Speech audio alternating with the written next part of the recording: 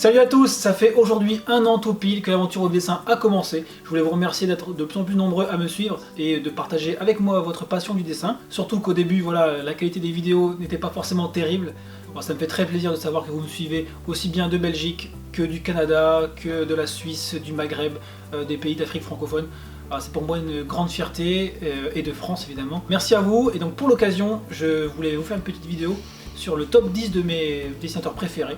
Donc c'est parti. Numéro 10, Tex Avery est un dessinateur américain célèbre pour ses personnages cartoon déjantés et son univers loufoque.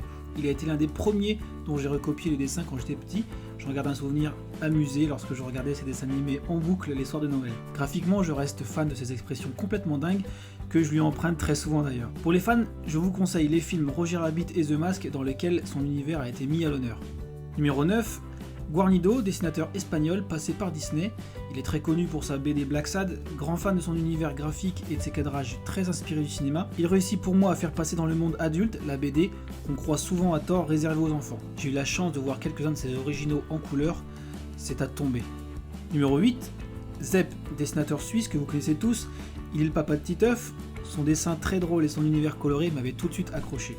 À une époque où je ne jurais que par le manga, son style unique m'a fait redécouvrir la BD et a largement influencé mon travail par la suite. Derrière son style qu'on peut croire simple, il a un coup de crayon parmi les meilleurs du monde de la BD, ses expositions d'originaux en témoignent. Numéro 7, Franquin, dessinateur belge, papa du célébrissime Lagaffe ou encore Spirou, est un dessinateur génial. Il arrive à allier un ancrage léché et fouillé à un style BD le plus souvent plein d'humour.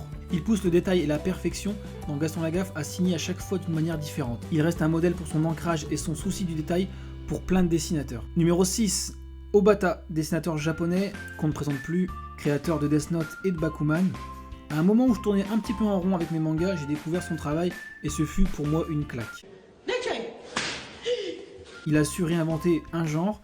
Ces personnages sont un exemple parfait pour tous ceux qui croiraient que le manga est un style sans nuance et dont tous les personnages se ressemblent. Un travail à découvrir si vous ne le connaissez pas encore. Numéro 5, un petit cocorico pour Nicolas Marley qui est un dessinateur français, alors dont le nom ne vous dit peut-être rien, mais je suis prêt à parier que vous connaissez tous ses dessins. Si je vous dis Kung Fu Panda, Dragon, vous connaissez sûrement. Il y travaille en tant que character designer qui pour moi, avec la BD, est le top du métier de dessinateur.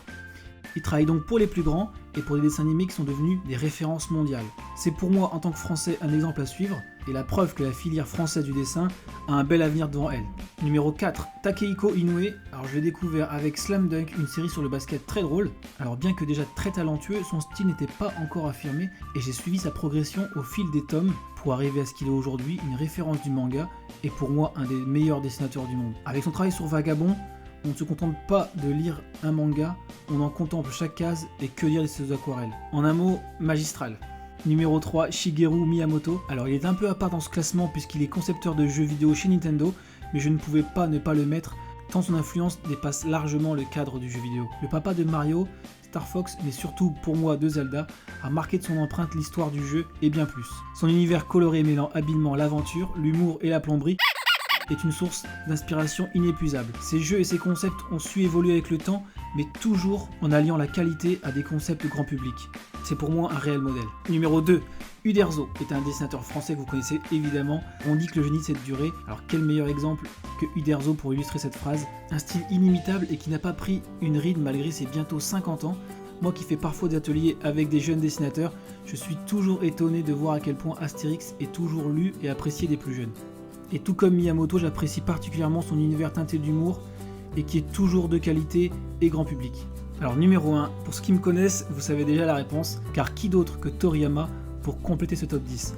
Surtout connu en France pour Dragon Ball, il l'est aussi au Japon pour sa série Dr Slump, une série bourrée d'humour qui l'a fait exploser dans les années 80. Pour les amateurs de jeux vidéo, il est également le chara-designer de Dragon Quest, véritable jeu culte au pays du soleil levant. Son univers mêlant humour, amitié et aventure est incroyablement riche. Plus qu'un modèle, il est le dessinateur qui m'a donné envie de faire ce métier et dont le travail m'a toujours accompagné dans la passion et l'envie de faire ce métier. Alors c'est difficile de dire à quel point son influence est grande, tant il est celui dont j'ai recopié les dessins encore et encore. Si un de mes rêves est évidemment de le rencontrer un jour, l'autre serait d'enfin réussir un Kamehameha, mais pour ça, je m'entraîne.